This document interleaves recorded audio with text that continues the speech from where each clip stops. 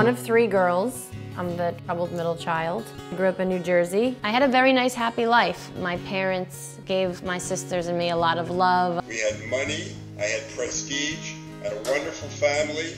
We had a vacation home by a lake in upstate New York. I drove a high-end Lexus. We did not lack for money. It was a very sleepy, quiet, happy town where nothing exciting ever happened. And then when I was 8 years old, I walked into my 4th grade class and my classmates were crying and I knew something was very wrong, and I asked my teacher what happened, and she said that Angela's father went crazy last night and killed her and her brother and himself. I couldn't hold on to it, and I started wondering why we're alive. And I had no idea that in my religion that there was talk about meaning or purpose or why we're here. I just thought being religious was like being crazy and backwards and old-fashioned. But I connected with someone in real life, a guy that was Dati. And so slowly, I started to make changes and became observant myself. I was concerned because she's 15, 16 years old. I don't know where she's going. And I said, I want you home. And she said, well, you have to make, you know, a nice Shabbos dinner. And I said, okay, I've done it in the past. And she said, well, you did it wrong. And so we started to make Shabbat dinner, and her father wouldn't really participate. I trained in neurology at Mount Sinai Hospital in New York City that has a large Hasidic population.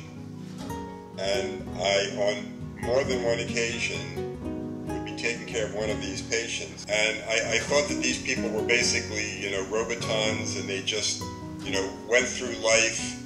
And I had a tremendous amount of contempt for these people. He gave me a very hard time, and I was 16.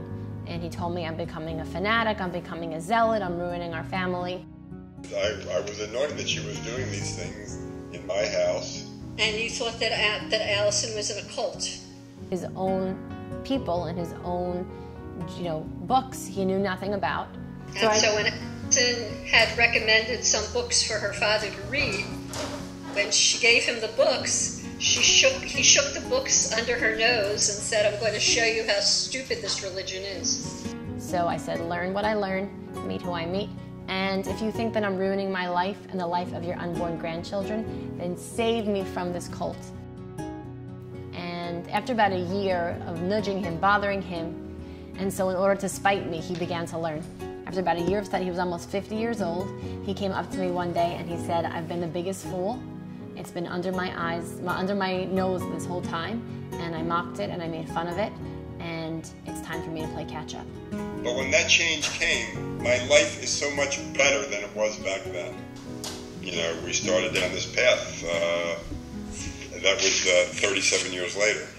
There's so many wonderful things about being religious.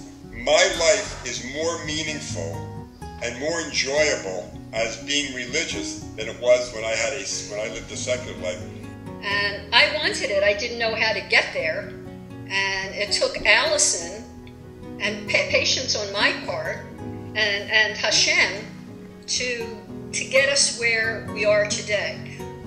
Well, obviously, her becoming Orthodox was obviously the reason that we are now Orthodox. And her sisters. And her sisters. So obviously we're very proud of her. Thanks, Mommy and Daddy. All right, take care. Bye, I love you. Bye. Bye. Good luck, bye.